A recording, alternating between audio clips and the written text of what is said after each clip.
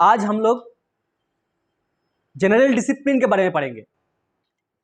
एक इंस्टीट्यूट में, एक प्रतिष्ठान में, नॉट ओनली एक प्रतिष्ठान, अब अपना घर में भी रहेगा तो पापा का कोई रूल्स होता है, हाँ ये करना है, ये नहीं करना है। मम्मी का कोई रूल्स होता है, अगर बड़ा भाई होगा तो उनको भी कोई रूल्स होता है।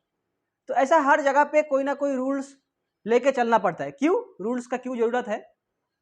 वो रूल्स मानने से ना सिस्टम अच्छा हो जाता है। अगर तुम लोग यहाँ पे कितना है, 38 प्रेजेंट है, तो 38 में कोई अंदर जा रहा है, बाहर जा रहा है, आ रहा है, तो क्लास का हालत बिगड़ जाएगा। इसलिए ना कुछ सिस्टम होना चाहिए, कुछ रूल्स होना चाहिए। तो इस इंस्टीट्यूट में तुमको सही से रहना है, इसके लिए भी कुछ रूल्स है। क्या है? इसलिए बोल रहा है general discipline in the institute. Discipline is one of the good qualities which make our life easy. Discipline क्या है? एक गुड क्वालिटी, एक अच्छा क्वालिटी है जो क्या करेगा, हमारा जीवन को और सहज कर देगा, इजी कर देगा, ब्यूटीफुल कर देगा और सुंदर कर देगा। ठीक है, ब्यूटीफुल करेगा, सुंदर, इजी कर, सहज कर देगा एंड परफेक्ट, सही कर देगा। A man without the sense of duty, a man without the sense of duty and discipline is like a soldiers without his rifle in the or field. एक आदमी को अगर उसका कर्तव्य का ज्ञान नहीं है तो वो कैसा आदमी है? बोल रहा है कि एक सोल्जर को अगर बिना आर्म्स का, बिना बंदूक का तुम चाइना का सामने में युद्ध क्षेत्र में भेज दिया तो उसको क्या हालत होगा? बताओ तुम लोग, क्या हालत होगा? वो मारा जाएगा, वो कुछ भी नहीं कर पाएगा। तो अगर एक आदमी को उसका ड्यूटी का सेंस नहीं है, उसका कर्तव्य का ज्ञान नहीं है, तो वो बिना हथियार का सोल्जर जैसा हो जाएगा। उसके बाद क्या बता रहे हैं, देखो, so it is the first duty, so it is the first duty of each and every student to obey the law and order which are the better parts of the discipline.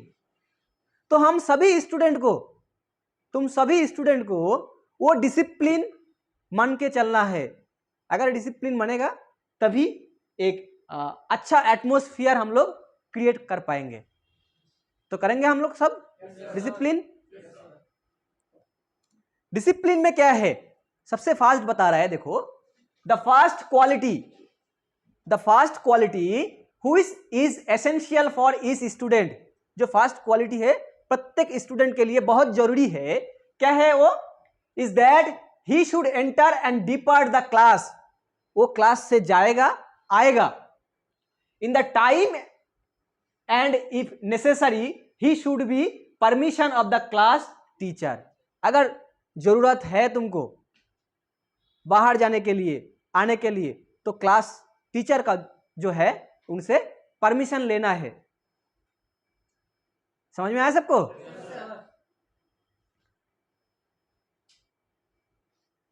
Second point क्या है, देखो, बोल रहा है the second quality which every man should have is the sense of duty of cleanness. परिष्कार परिच्छन्नता, प्रत्येक मनुष्य को उसका परिष्कार परिच्छन्नता के बारे में ज्ञान होना चाहिए।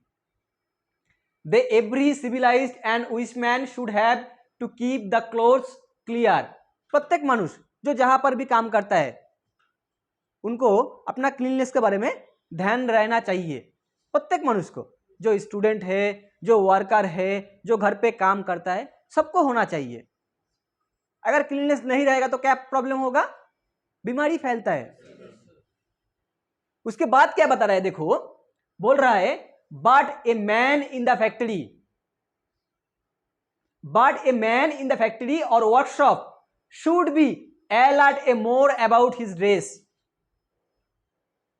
एक आदमी जो फैक्ट्री में काम करता है वो एक जगह पे 8 to 10 आवर्स काम करता है, इसीलिए बता रहा है but a man in the factory और workshop should be alert more about his days because he has to work 6 to 8 hours in a space at a time. एक टाइम में लगातार वो 6 to 8 hours काम करता है, तो उसका कपड़ा और गंदा होने का चांसेस है। अगर गंदा कपड़ा वो पहन के आया तो उसका उस स्मेल आएगा और काम में मन नहीं रहेगा, ध्यान नहीं रहेगा और बीमारी तो फैलने का दूसरा चांसेस है। इसीलिए बाद में बताया, सो एवरी स्टूडेंट, यानी तुम लोग, every trainees, every students clear his cloth to keep his mind fresh and energetic. अगर परिष्कार परिच्छन्न कपड़ा तुम लोग पहन के आया तो अपना माइंड क्या होगा, क्लियर रहेगा और क्लास में ध्यान रहेगा। In the same time he should be careful to clean the tools and machineries. अपना कपड़ा का बारे में क्लीननेस तो रखना ही है, उसके साथ साथ जो मशीनरीज, जो टूल्स हम लोग यूज करता है उसके बारे में भी ध्यान रखना है। वो क्या नाम है, क्या नाम है तुम्हारा? नहीं, ये हाँ क्या नाम है, चंदन। चंदन का जैसा नहीं होना है, ठीक है? चंदन को वैसा क्यों बोला मैंने? चंदन ने एक गलती किया था पहले ही दिन, तो वो सुधरना है, ऐसा नहीं करना है। प्रत्येक टूल्स को सही जगह पे रखना है, सही से यूज करना है, आराम से यूज करना है, जेंटली यूज करना है। इसलिए बताया the tools should be handled with care and to be kept a particular place for particular instrument. प्रत्येक इंस्ट्रूमेंट का रखने का एक पर्टिकुलर प्लेस है, उसी जगह पे उसको रखो, तभी कुछ दुर्घटना घटने से, एक्सीडेंट घटने से रोक पाएंगे हम, ठीक है? आगे देखो क्या बोलता है, observe the ruled and regulation, observe the ruled and regulation and keep discipline. जो भी रूल्स एंड रेगुलेशन है, डिसिप्लिन है, वो मान के चलो। 4 नंबर पॉइंट में बोल रहा है ही should be regular and punctual in your class. Daily class पे आना है और जो टाइम बताया गया है वही टाइम पे क्लास पे आना है। ऐसा नहीं कि 10 मिनट बाद आ गया, 10 मिनट पहले चला गया। तो जो टाइम तुमको बोला गया है उसी टाइम को तुम फॉलो करो। You should not waste your time when you engage with your work. तुम अपना टाइम वेस्ट मत करो। कब? जब तुमको कोई काम दिया गया है वो काम फिनिश करो, वेस्ट मत करो। You should follow the instruction of your higher authorities. जो हायर अथॉरिटीज है उनका कहना मान के चलो, जो हायर अथॉरिटीज है उनका कहना मान के चलो। यहाँ पर जो हायर अथॉरिटीज है, यहाँ पर मैं हूँ, रविंद्र सर है, तो सबका बात मान के चलना है। नेक्स्ट बोल रहा है do not put up today's work for tomorrow. जो आज का काम है वो आज ही खत्म करो, उसको रोक के मत रखो कि मैं कल कर लूंगा।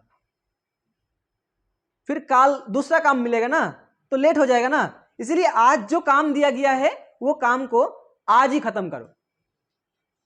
9 नंबर में क्या बोला है, produce your work in your shortage and possible time.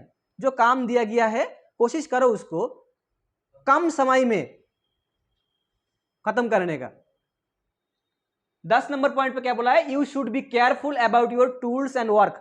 वही पॉइंट दोबारा आया है, जो भी टूल्स एंड इक्विपमेंट तुम यूज कर रहा है उसके बारे में केयरफुल हो जाओ।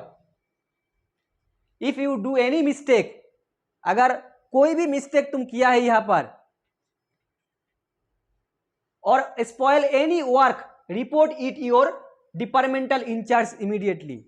जब भी तुमसे कोई गलती हो गया, गलती हो सकता है पर उसको छुपाना नहीं है, इमीडिएटली अपना जो सुपरवाइजर है, अपना जो टीचर है, अपना जो इंस्ट्रक्टर है उनको बताओ।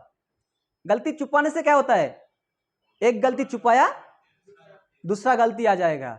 एक गलती छुपाने के लिए एक झूठ बोलना है, फिर उसी झूठ को छुपाने के लिए और दूसरा झूठ बोलना है। तो जिस टाइम गलती हुआ उसी टाइम बताओ कि सर मुझसे ये गलती हो गया। नेक्स्ट पॉइंट क्या है, the running parts of the machine should be oil daily. जो मशीन रनिंग पार्ट्स है, यहाँ पे हमारा काटिंग मशीन जो है वहाँ पे ऑयलिंग करना होता है। तो जो पार्ट्स डेली जो पार्ट्स रनिंग पार्ट्स है उसमें डेली ऑयल्ड करो। Study drawing before produce any work. अगर कोई काम दिया गया तो बोर्ड पे तुम लोग को साथ साथ ड्राइंग दिया जाएगा। सबसे पहले क्या करना है, ड्राइंग को अच्छा करके समझना है। अगर ड्राइंग समझ में आ गया तो काम इजी हो जाएगा। तो सबसे पहले ड्राइंग समझना है, उसके बाद काम करना है। 14 number and last point, remember measure twice before cutting once, it save a lot of time. जो भी तुमको काम दिया गया है, जब तुम मेटल काटिंग करने के लिए जाएगा, मान लो 150 mm का मेटल काटिंग करने दिया गया, तो मेटल काटिंग करने से पहले कैलकुलेशन करो, हमको 150 mm मेटल चाहिए, फिनिश मेटल चाहिए, तो हमको कितना मेटल पहले मार्किंग करना है। एक बार नहीं, 2 बार ध्यान से देख के मार्किंग करो।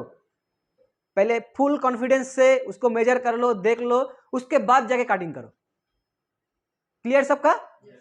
सबको सारा चीज समझ में आया? पूरा ईयर ये सब फॉलो करेगा?